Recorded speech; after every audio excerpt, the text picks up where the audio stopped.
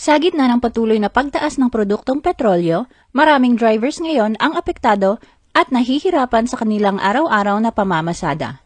Ngunit sa gitna ng problemang ito, hindi nawawala ang ginintuang puso ng ilang Pinoy celebrities na kusang loob na tumulong at nag-abot ng tulong sa mga apektadong drivers. Kilalanin ang mga artista na namigay ng ayuda sa mga drivers sa gitna ng krisis. The Philippine Showbiz List presents mga artista na namigay ng ayuda sa mga drivers dahil sa pagtaas ng presyo ng gasolina. Donnie Pangilinan. Umani ng papuri mula sa online community si Donnie Pangilinan matapos ibahagi ng kanyang ama na si Anthony Pangilinan ang kanilang hakbang upang makatulong sa mga motorista sa gitna ng patuloy na pagtaas ng presyo ng petrolyo. Pinili ni Donnie at Anthony na magpatupad ng diskwento sa diesel sa kanilang gasolinahan sa South Forbes noong March 17, 2026. Kung saan nagbaba sila ng 3 piso kada litro upang maibsan ang gastusin ng mga consumer. Nangako rin ang pamilya Pangilinan na ipagpapatuloy ang pagbibigay ng mas mababang presyo ng diesel hanggat kakayanin ng kanilang operasyon. Hindi nagtagal ay umani ng positibong reaksyon mula sa netizens ang kanilang ginawa. Ray Anicoche Tan.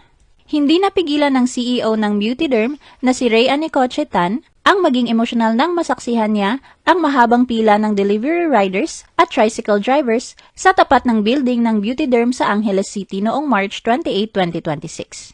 Bilang tugon, nagpasya siyang magbenta ng ilan sa kanyang personal na gamit upang makalikom ng pondo para sa isang makabuluhang layunin. Ang nalikom mula sa pagbebenta ay inilaan niya para sa pagbibigay ng libreng gasolina sa mga nangangailangang drivers at riders. Sa pamamagitan ng kanyang programang Biyahe Kalinga, nakapaglaan sila ng libreng full tank para sa 100 beneficiaries. Layunin ng programang ito na magbigay ng kahit pansamantalang ginhawa sa mga apektado ng taas presyo ng petrolyo.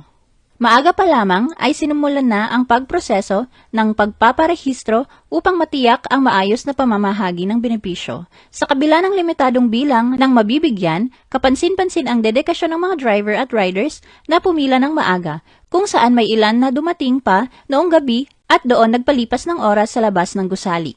Ang ganitong tagpo ay hindi lamang nakaantig kay Ray, kundi pati na rin sa kanyang mga tauhan, na nahabag at naantig sa dami ng umaasang makakatanggap ng tulong. Nagpahayag din siya ng pasasalamat sa mga taong sumuporta sa kanyang pagbebenta ng mga gamit. Dahil sa kanilang tulong ay naging posible ang proyekto. Archie Larga. Ibinahagi ng endorser, pharmacist at content creator na si Archie Larga ang kwento sa likod ng kanyang adhikain ng fuel assistance para sa mga tricycle driver sa kanyang bayan sa Marinduque noong April 5, 2026. Nagsimula ang plano bilang simpleng pagtulong sa inaasahang ilang daang miyembro ng TODA, ngunit kalaunan ay lumaki ang saklaw nito matapos makipag-ugnayan sa mga opisyal ng samahan. Mula sa inaasahang bilang, umabot sa mahigit 1,000 ang listahan ng mga benepisyaryo.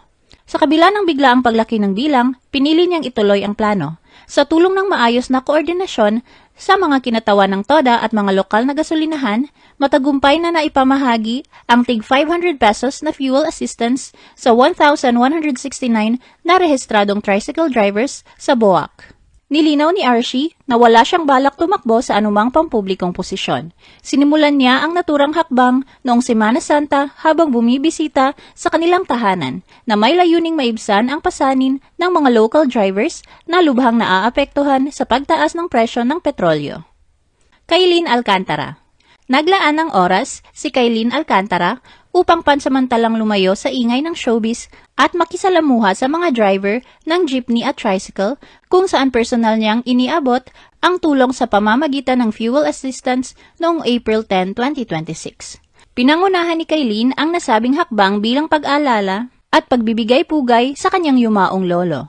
Sa kanyang pagbabalik tanaw, malinaw ang impluwensya ng kanyang lolo na minsang naging jeepney driver at nagsilbing sandigan ng kanilang komunidad sa Bicol. Sa isang gasolinahan, makikitang nakapila ang maraming jeepney at tricycle drivers habang masayang nakikihalubilo si Kailin sa mga driver at ilang fans. Ipinahayag ni Kailin na lahat ay naaapektuhan ng kasalukuyang krisis, ngunit hindi pare-pareho ang bigat na dinadala ng bawat isa. Binigyang diin niya na may ilan na mas nakakayanan ng sitwasyon, samantalang higit na nahihirapan ang mga driver ng jeepney at tricycle at mga nagmamaneho ng TNVS na umaasa sa araw-araw na pasada para sa kanilang kabuhayan. Hinimok din ni Kylie ng publiko na mag-abot ng tulong sa abot ng makakaya dahil kahit ang maliliit na kabutihan ay may malaking naidudulot na saya at ginhawa sa mga nangangailangan. Nagpahayag din siya ng panawagan sa kanyang mga kaibigan, kasamahan sa industriya at sa kapwa Pilipino na makiisa sa pagtulong sa anumang paraang kaya nilang ibigay. Vice Ganda. Naghatid ng pag-asa at saya si Vice sa mga masisipag na jeepney driver na naging kalahok sa segment ng Laro-Laro Peak ng It's Showtime noong April 18, 2026. Sa naturang episode, mga driver ang naging tampok na manlalaro, kung saan isa sa kanila ang nagkaroon ng pagkakataong maiuwi ang malaking papremyo. Mula sa 20 kalahok, isang jeepney driver mula sa Caloocan City ang pinalad na makarating sa jackpot round at nagwagi ng halagang 200,000 piso. Hindi rin nakalimutan ang iba pang kalahok dahil tiniyak na walang uuwi nang walang dalang tulong.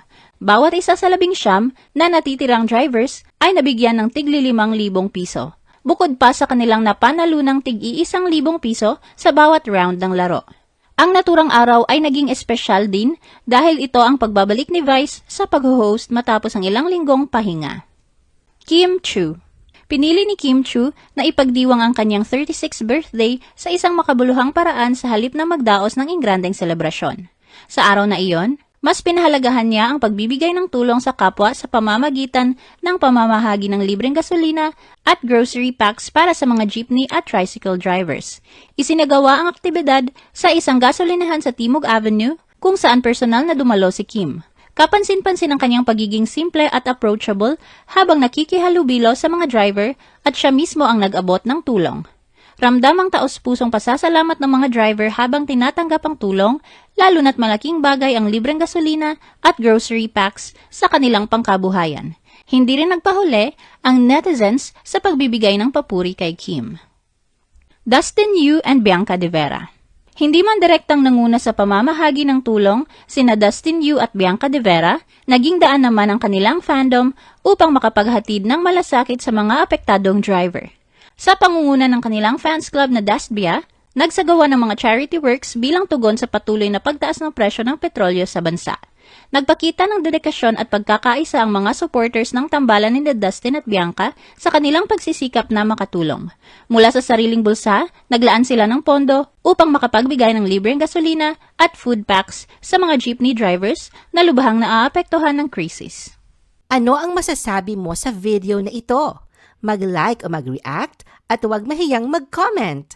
For our YouTube viewers, huwag kalimutan mag-subscribe at i-hit ang notification button. At para sa aming Facebook viewers, mag-like at follow sa aming Facebook page para updated ka sa mga showbiz chika. Thanks for watching!